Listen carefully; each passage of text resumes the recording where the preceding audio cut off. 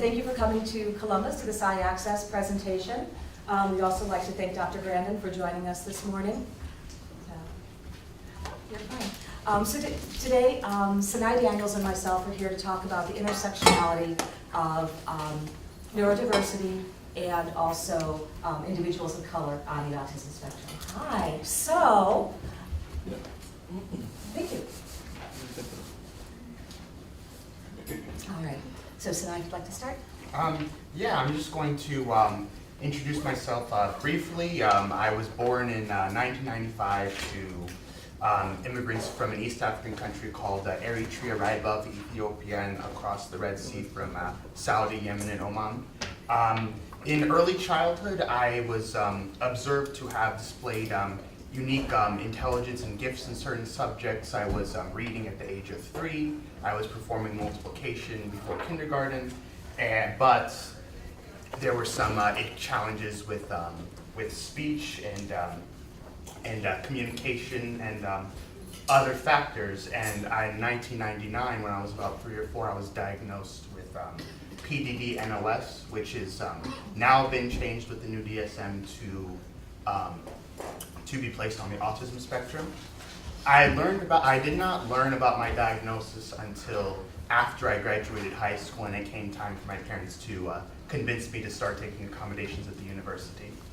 And learning this all of a sudden when I was 18, after having built a self-concept that did not consist of this before, was very jarring, and it took an adjustment.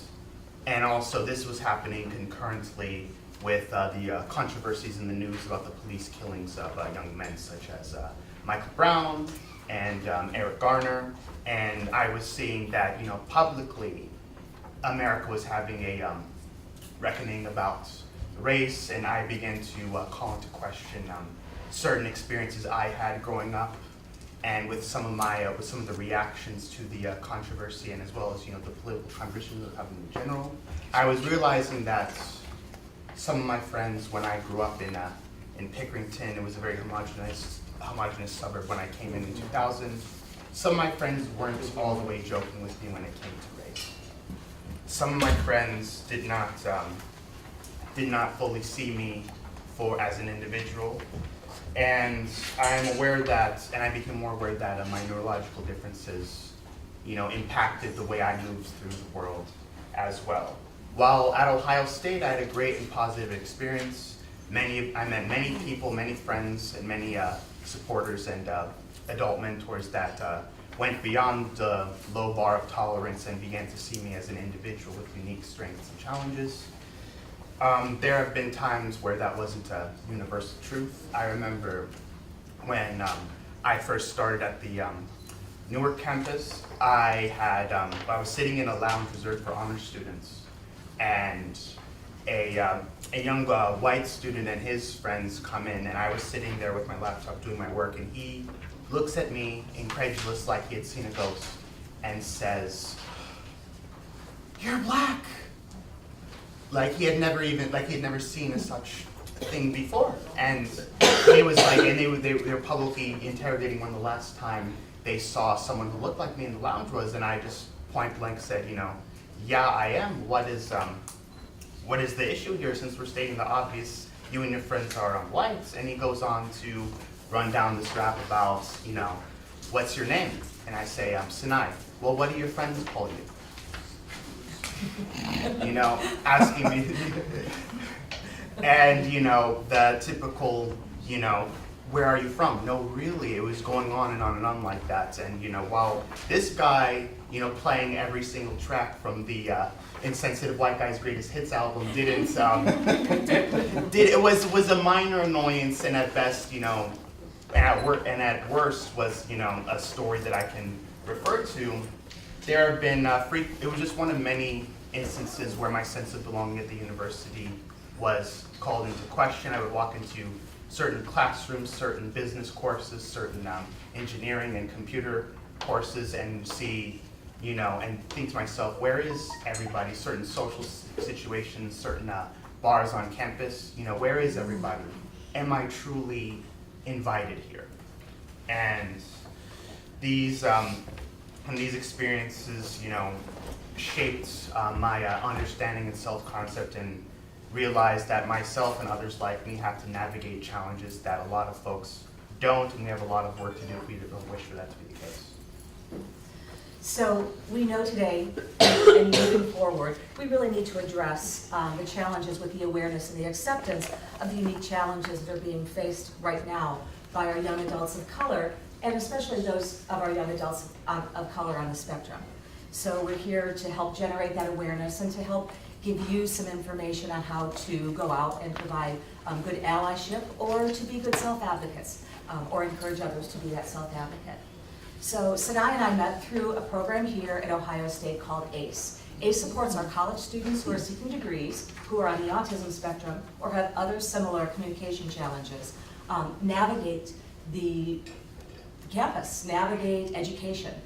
We know our students come out of this beautifully supportive high school program here in Ohio, especially in Franklin County. Most schools have a great IEP program, have great intervention specialists. They address some of the needs of our students. But by the time they get to the university, it's much different. The challenges here at the university, you're an independent student. You have to live independently. Even if you're living with your parents, now you have to get yourself to classes.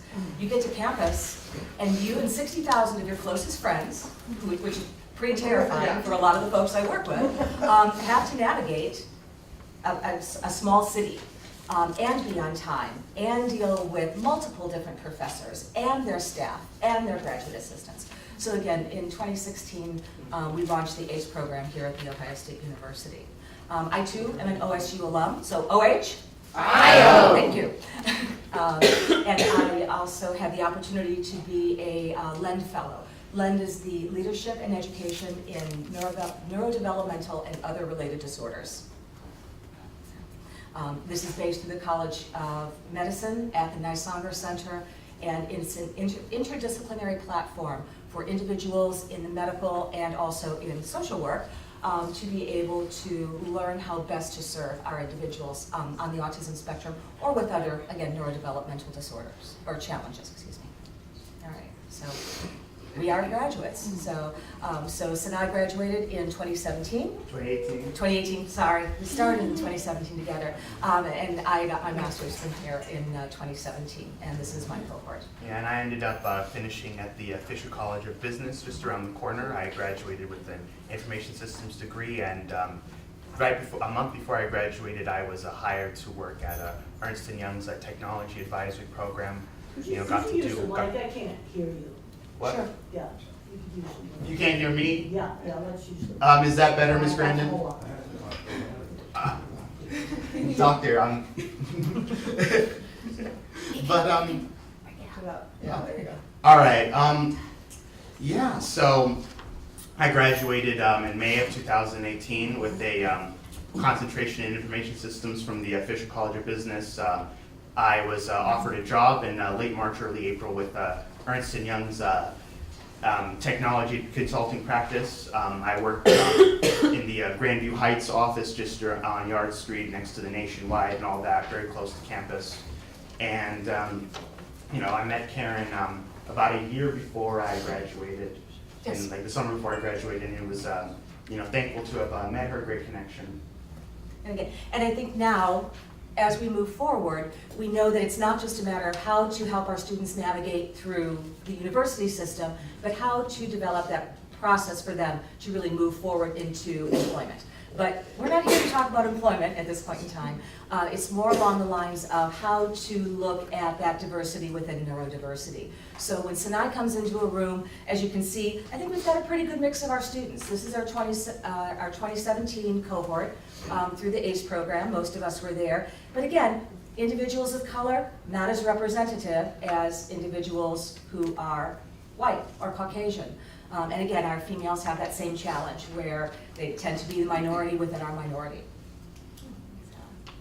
Yeah, so just goes to show you right now the modern portrayal of people with autism. Once invisible representations like the leads of Atypical, the Good Doctor, and Rain Man, as well as Sheldon from The Big Bang Theory, even though the creator states that Sheldon does not have autism, he is widely viewed as a representation for people with autism because they see themselves in him. And what do you notice here? What do you notice? You've got, Caucasian, male, assumed to be hetero, and there are, and oftentimes, many in our population do not fit that bill. You've got also, before we move on to this subject, you've got, all of them tend to be assumed to have some math or engineering or scientific talent, whereas many of our students don't have that inclination and are inclined to other things. You have a student that wrote a novel. Yes, so again, he does a lot of fan fiction, publishes on the internet, and is studying to complete his English degree in professional writing. So again, he's very good at calculus, but that is not his true strength, right? Yeah, versus, there are many stereotypical portrayals of minorities in the media right now. You have Hispanic and Latinx folks the males are assumed to be, from time to time assumed to be specialized in manual labor, many times stereotyped in that way. The females are often given this hypersexualized, perpetual foreigner image as well. With Asian Americans, the males are assumed to be brainy, hardworking, yet docile and effeminate. The females are again assumed to be hypersexual, very timid and submissive as well. African Americans, you have the stereotype that was popularized in the 70s and the 80s with portrayed as thugs and criminals, the males are, and the females are portrayed at once as emasculating yet unintelligent and incapable of running their homes, running their communities. And South Asian Americans, Indian Americans, now, I don't know if any of you picked up on this, but this is not an Indian American, this is Ashton Kutcher in brownface. And the stereotypical, again, the perpetual foreigner image, the assumption that they do not speak English properly. All of these stereotypes, and the females again with this hypersexualized image, and all of these assumptions are coming into play, and these get in the way of seeing people of color as the individuals that they are. And when that connection, that empathy is needed in the doctor's office, it causes a lot of problems with that. So again, some of the unique challenges that our persons of color have, just whether they are diagnosed or have a label, or whether they are neurotypical. I mean, there are challenges for our individuals. And as you can see in these charts, now there's been a lot of progress over the years, but that progress won't be felt until the later generation. I was diagnosed before any of these charts were recorded, so we're going to have some lag, and it's going to be a long way before we see the benefits of this progress. And going on with that, you have the socioeconomic disadvantages caused by the history of discrimination and institutionalized racism in this nation.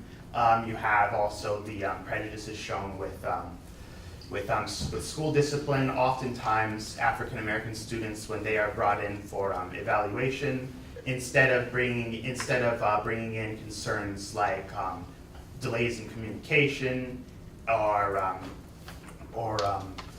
schoolwork performance and stuff like that, what these kids come into oftentimes is they come in with a fat stack of discipline reports, and the teachers are basically pressuring the parents to do something about this. So when a kid is seen as a discipline problem as opposed to someone with strengths and challenges, that really fogs things and gets in the way of seeing their true needs. And also the problems with the school to prison pipeline. You see how fat the blue bar is on the bottom in comparison to how thin it is on the top, that goes to show you that African Americans are overrepresented as well as Native Americans by little bits, and in the discipline reports that get escalated into law enforcement reports. So I just want to take a minute to address, and have some of the folks in the room address issues or concerns or challenges that they have seen, whether it has been in their professional setting or if it's been within the community, as far as what types of supports have you seen within your communities, or where do you feel some of the challenges lie? Is there anyone who's comfortable in speaking up? We're all friends here. There's a line, just hit. Okay, I'm just short. that's fine. I see you. At my old school, almost all of the kids in the school hated me except for my small group of friends, a group of 4 or 5 kids. Mm-hmm. But other than them, every single person in the school hated me because they didn't understand me at all. And the teachers, other than 1 or 2 that were not mean or nice to me, the teachers did not like me at all, even though I rarely did anything wrong. Mm-hmm. They just didn't like me because they couldn't understand me. Well- Even as a Caucasian male, Mm-hmm. every time there was any kind of altercation, it was always his fault, Right. even if it wasn't. And I know that he looks at the world differently than other people around him, and I know that there have been occasions where he misunderstood the situation Mm-hmm. and then maybe reacted badly. But that was when he was very small, like preschool and kindergarten. For example, one kid in line at lunch blew a raspberry on him, Mm-hmm. and he pushed the kid because he said he spit in my face on purpose. Yeah. But those are the exception rather than the rule. But because they have this preconception, Yes. they assume he's the one causing the problem. Yes. And the other kids could tell any lie in the world, Yes. as long as he was one of them, he was the one in trouble. Yeah. And that goes to show the issue, and I can understand how that must be frustrating as a parent and frustrating for That's you as why an I individual. left. That's why I'm Change just like. schools. That's Alright. why I'm just like. You know what? Screw you. I'm leaving. Well, good on you, man. He was illegally secluded for like 27 minutes, and I had a GPS device on him, and he had very strict rules for when he could use the SOS button. Yeah. And my direction was he had to be alone and scared where no adult could help him. I said, the only time I can ever imagine this happening is if your building collapsed Yeah. and you were in the bathroom or something. And after 25 minutes, he used it to call me, Mhm. and I could see where he had been, locked in the nurse's clinic. Mm. And it was due process for finding a different school. Finding a different school was easier. Besides, But yeah. I didn't Alright. trust them to treat him properly after I went to due process. Okay, My teacher was honestly like, for whatever reason, mad at me. I must have done something wrong, or she just wanted to punish me.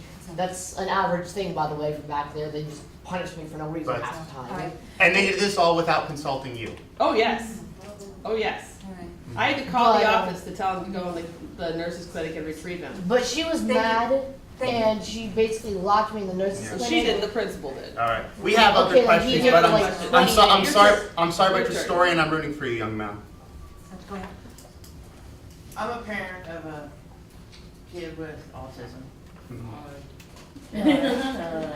I work with special ed kids, emotionally disturbed, autism, bipolar, you name it, we work with them at the elementary level. Everything that we've been through, I've always taught him, it's part of his responsibility, once you learn what your disorders and issues are, to educate others about them. And I think that's a big responsibility of the family and the person with the disability as well. Because he's been put in a lot of situations that people's never worked with somebody on the spectrum before. Mhm. If they've never done that before, they're not gonna know how to react to certain things. Yeah. Because, I mean, unless if I didn't know that she was on, I would've never known she was on the spectrum. And kudos to you for that. Thank you. True story. people don't look at him as being on the spectrum. He's highly social, you know? And they know people on the spectrum as being the Rain Man type person. Yes. Where truly he's a savant. He's not truly autistic. And there's a difference there. They know the Sheldons and stuff like that, which typically are atypical to what we know as in the general community. And I think some of the things that the show went through was I'm sad to hear that because my son went through the same things, but it's part of educating the people who work with these kids. They might work in special ed, it does not mean that they know everything. Yes. So we'll take 2 more questions. I had you, but the woman up here had her. Mine's not really a question, it's more of 2 stories related to my job. From my understanding, those with autism, those students with autism, hold on 1 second. Yeah, go ahead. So my story is regarding students that have autism of different races. Excuse me, 1 second. So we one white student who is autistic and also deaf. Okay, so one student who I taught was always getting in trouble in school. He lived in the dorm on the Ohio School for the Deaf's campus, and the staff there were not trained to handle that type of person. I'm sad to tell you that the system failed him, and he ended up in jail. He's in prison right now, unfortunately. The second story that I have is about a child in high school, and a teacher was leaving for the day and had a sub teaching in the classroom who was also not trained to handle that child who had autism and was deaf, and that child was punished. And I felt incredibly sorry for both of those students and their situations because their teachers and paraprofessionals should have been able to help that specific population of students, and they were completely unprepared. I hate substitute teachers. Me Thank you for too. sharing. I had one substitute teacher that was a complete jerk. Go ahead. Yeah, when you ask the audience to share challenges, that's what I'm going to be addressing. My wife and I, we have 2 children. I mean, we have 3, but 2 young boys, twin boys in the autism spectrum, now young men. The biggest challenge that I see, not only as a father, but also as a practitioner that actually helps students with disabilities overcome academic challenges, is we talk a lot about awareness, and we spend millions and millions of dollars on awareness campaigns. And my big issue is that awareness is not enough. Yes. The problem is that we need mandatory training at every single level to train people how to handle the diversity, not only in the spectrum, but in the whole community for disabilities. These challenges don't go away when kids leave school, and pretty much our system is just simply building a pipeline just to get students through schools, Yes. and after school, there's no help. I participate in search committees for hiring people at the university level, for example, and I noticed that our system in human resources is not prepared to even interview people in the spectrum. I mean, phone interviews for people in the spectrum, forget about it. Nobody passes a phone interview that way. I mean, at the HR level, One did. yeah, I know. But again, that's the Some exception, right? Exceptions of people who get, trained and the support of the ACE program like that. But I mean, the impact in terms of numbers, you can imagine how people are left behind because we only focus on awareness, and then there's no training and follow-up and retraining of people to actually help deal with the situation. And until we do that, the problem is not going to go away. Absolutely, and I look forward to working with you on the Newark I'd like to campus. make a comment. Yes, Dr. Grandin? And this is very abstract. The way I think is specific example. Okay, this guy's in prison. Okay, now if I start collecting these cases, I'm gonna start seeing a certain pattern here. So in order to figure out how to help him, I've got to find out exactly what he did, because we're talking a lot of abstractions here. My mind works exactly like an artificial intelligence system. You put the data in, it sorts into categories. So the first thing I'm helping, we're talking too abstractly. What did this guy do to land in prison? And what specifically could have been done to prevent it? That's the thing I want to know. In order to help him, I've got to know that. You see, and as you collect information on this, training people, we're too top down and way too abstract. Yes. And again, I think, Dr. Grandin, thank you for that. What we can certainly do is put you in contact with the individual who is aware of these cases. What did they do? So, Did they land in prison? Did they hit somebody? What did they do? They're gonna start to classify all the categories. Yeah. Dr. Grandin, can we connect you with her, So with the young person woman after who the shared. session? Yeah, And then that okay. way The thing you can is, share the we're really information. gonna train people. Yes. We gotta get back to a more bottom-up approach. Because if you start collecting these cases, okay, they did sex offender, you can land in a pile of trouble with that. Sure. You go out and you hit somebody in violence, pile of trouble with that. That's two different categories. Sure. Because we're talking abstractions now. Yes. Absolutely. Thank you for that. I appreciate it. So, I was just wondering where you're headed with looking at supports or opportunities to maybe combat this, or have you? that's the seen next any step. We're getting there. We're starting We're getting small, there. we're starting in Okay. Columbus, but. Yeah. go And ahead. just before we move on really quickly, like to Ferdinand's point over here, I mean, I do think that, training in consideration of this issue is very important. We do need that support system there, because with the rate that that autism is being diagnosed, we're at like 1 in 33 almost now. 53 for males, I think? Yeah. I thought it was 1 in 48. Yeah. That was the latest I saw. Yeah. Thank But even at 2%, that number outnumbers gay men, that number outnumbers Native Americans, that number outnumbers transgender folks, and these are all groups that we are beginning to consider now, so we need to get there with this population as well. And also, there was also the cultural differences stemming between the parents and the child and the doctors. While there is slowly becoming more diversity in this field, Karen can attest to, that it can feel like you are interfacing with, a monochrome group of people.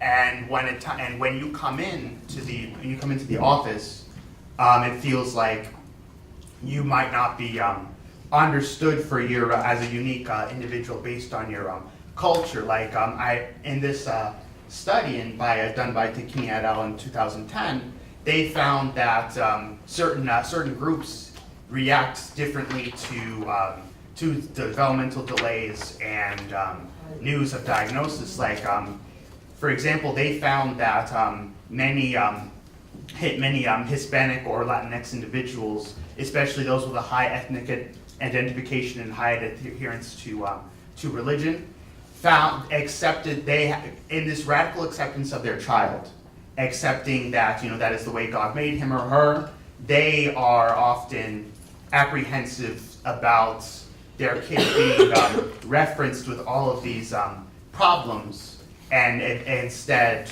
while it's great that they are accepting, and that's how my parents viewed me, there might be differences when it comes to the interpretation of what is at hand, and also there are conflicts with other demographics as well, such as East and South Asian parents and families, African American families, and so on, with the difference in views. Now, the parents in the dominant culture tend to take a very interventionist approach on average to parenting. They see a diagnosis and they apply, especially the ones with the economic resources to do so.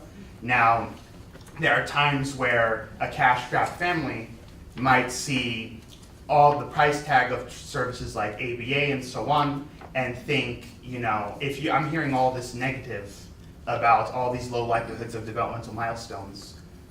Why, and this, you know, transcends race. I've heard, you know, stories of parents saying, why would I put treatment into my son when I could put it into my sister's college fund, or worse, put it towards the rent or the heat or whatever. And that's, you know, a sad reality we're dealing with right now. Well, also, there's a lot of grandmothers around. They can do a really good early intervention program. Yes, yes. And I've got that in my book, The Way I See It, by the way, my books are for sale downstairs in the auditorium. But there's books they can buy on how to do it. There's some people want to make you think this teaching's rocket science. It's not. Yeah. There's a few things that teachers have got to know, understand. Yes. But you've got a kid that ain't talking, little kid, I don't care what his label is. 3-year-olds that are not talking, you gotta do something with them now, what not do with them. Don't do nothing with them. Yes. And thank you, Dr. Grandin, for that. I will say that this is something that a lot of non-Western cultures do well with the extended family model.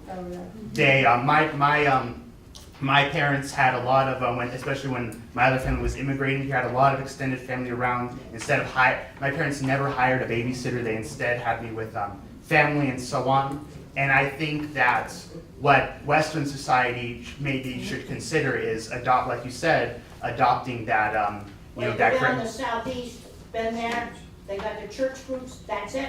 Yes. And I tell them, the grannies better get going now, here's 2 books to get, one of them's mine, one of them's Kaufman's Autism Breakthrough. You start working with these kids now, period. Yeah, and just to go back really quick, I'm gonna take 30 seconds or so or something to touch on this now, and also when it comes time for people of color with autism or people of color in general to emerge into adulthood, to look for jobs in the world of work. There are additional prejudices that come. You know, have any of you read studies like the 2005 study, Are Emily and Greg More Employable Than Lakeisha and Jamal? Yes. And this study was repeated by Harvard Business Review, and they found that African American employees, when they whitened their resumes, erased all ethnic references, erased all associations like black fraternities, black engineering groups, and so on, changed their name, then they got 2.5 times more callbacks, from 25% to 10%. Asian American applicants, the same situation, from 11.5% for a non-whitened resume to a 21% for a resume that has been white, and remove all references to ethnic names or to ethnic associations and so on. And also biases with, there's like an empathy gap shown in the healthcare field. There was a study done where people, when they see a black hand being hit with a hammer, their brain receptors do not activate in that same empathetic way as when they see a white hand being hit with a hammer. And also, just the general prejudices shown by young millennial peers. I have a study here that I just want to make sure I get this correctly. And there's a general social survey conducted between 2010 and 2014 that around 3 in 10 white millennials think that blacks are, quote, lazier or less hardworking than whites. And about 1 in 4 believe that blacks are, quote, less intelligent. In a BuzzFeed/Mero News poll from 2018, 36% of millennial men and 11% of millennial women would prefer a white political candidate, all else being equal, including 42% of self-identified Republicans and 22% of Democrats. A Gen Forward survey also showed that 48%, almost half, of white millennials believe that discrimination against white people is just as much of a problem as discrimination against non-whites. So I think we've stated a lot of facts, but what are we doing about it? So one of the things when Senay graduated, he realized, again, he did not see representation of himself in the room. We would have group sessions, and again, there was that challenge. So Yes. in our conversations, he talked about Camille Proctor, who was developing programs and supports within her community, and wrote a book in regards to what are the challenges for people of color with autism. Through the Milestones program, we also met a woman up in Akron-Canton area who developed a support program for families of color who had children of autism. Well, Senay's no longer a child, and he and his peers need that support. He needs that next piece. Yes, and our proposal that we're bringing to you today is we're trying to create a support group for young adults aged 18 to 28 with autism who identify as non-white or Hispanic and Latinx folks of all races. The meetings are going to be a great chance for members to find each other, connect with each other, network with each other, and as well as discuss issues unique to them stemming from that intersection as well. And I think that it would have been helpful growing up.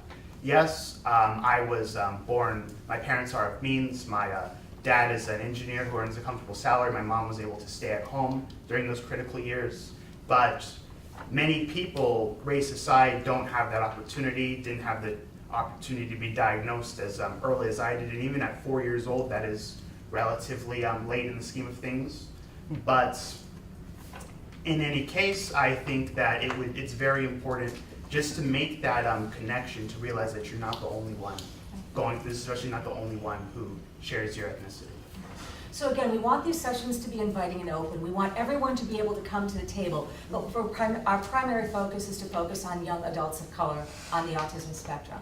At ease of access, we're in central Ohio. As long as we're within the 270 corridor, that's great, because again, then we have that transportation that's offered.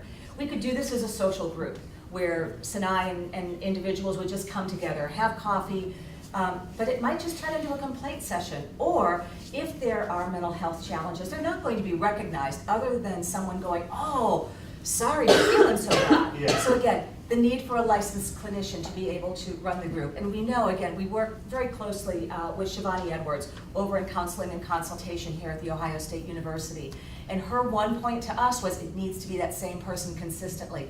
You have a group of people who don't need more transition. They already have enough change going on. They need to have that solid group that they know and they can count on when they arrive. And then again, that central location. Just a quick rundown of what we need from you to get this started. We're going to we're estimating around $5K for a group facilitator, and it's very imperative that it's the same facilitator consistently. We welcome anybody who does not identify as non-white to be an ally, to show up to these discussions from time to time and provide support to our group, because I think that is very critical, because we're not going to break down these barriers on our own. Autistic people aren't going to do it on our own. People of color are not going to end racism on our own. And so I think that it is very important that we provide a space for that. The facility, at the high end, we're thinking that it might cost almost $2,000 with that, but I think if anybody has any connections, I'm sure we're working on stuff right now to where we can have that be very low cost, and the supplies, administrative support, transportation, and I'm really high on this. I think we need to convert to 501 status in order to be able to mobilize these funds and resources in order to keep this group going consistently. It's the business school thing. So he's got that down. Yeah. So again, it's something that could be done casually, but to really be able to have that ongoing process, Yes. to be able to develop something that's not just going to work for a couple of months or for a year. How do we have that consistent input? We know that the Nislonger Center offers a wide variety of groups. Some of my colleagues are here in the room, and one of the things we try to do is we develop programs. We want to serve people in the community so that they have the connections. And especially with working with young adults, as many parents in the room may know, especially if you have a student with a disability, your cliff hits the moment your child graduates high school. The services ends. Then they have another cliff when they become an adult at 21. So at that point, even fewer services are available. So how do we develop these programs with some in-kind support, but primarily with community support, financial as well as physical support? Sorry. All right, so to wrap things up, just asking, how can you help? Yes, we do need donations. We need to get that launched. We can start things off casually, but we really need to have that professional piece that's involved. Be an ally. Join us. Send other people to us. Refer them, whether it's someone who's an ally or someone who's in need of the support. And then again, be able to volunteer with us. We need peers, whether they're neurotypical or neurodiverse. And then share the information, be able to take it from awareness to acceptance, and how do we start to show the capabilities, the capacity, and the need for being accepted, or for not having to fit in, whether you're neurodiverse or neurotypical. Just, it's that kindness factor that's missing from a lot of things. Feel free to contact us. I have information about the program ACE that's on the back counter, but it does have our contact information on it. So even though you might not participate in the ACE program, that's certainly a way of getting in contact with us. And thank you. We appreciate you coming today. We have some free time for questions. We have a couple minutes. Here, then here. I guess, have you guys had any luck or thought about reaching out to these groups that are already established for people of color? I know there's a number of organizations like here on OSU's campus that are already established, as well as in different companies. There are different employee resource groups that are specifically built around these groups. I didn't know if you could go and present there. Maybe you could find a lot of support and Great idea. there as well. Yeah. Well, we're working on building those connections, and if you have some ideas in mind, we'd be happy to give for you to contact us with that. I'm going to take a minute. We've got a question back here, so I'm going to listen to it while I get out my business card, and I'll get out a notebook for anybody who wants to sign up to keep in contact with us, to pledge support in any way. We would appreciate that. Right. We had a question. Yes. Hi, I came in at the end and I'm sorry, but I always, I mean, what you're doing is great, but I always wonder about the relationship between the autistic person and the provider, because it's great to have all these services, but I often think unless there's an actual relationship, things tend to fall apart later on. Sure, and I think one of the reasons why we're looking at this, again, Senay and I have worked together for several years. I certainly see the need, so I want to be able to help and provide support. And that's why we really need to, look for that funding to find that practitioner who can be that core person along with Senay. I mean, bottom line, he's here because he needs the support. He wants his peers, he wants to have that place where he fits in, versus going to another support group where he's one of the minorities instead of one of the people who's being served. So I think it's very important for that long-term relationship.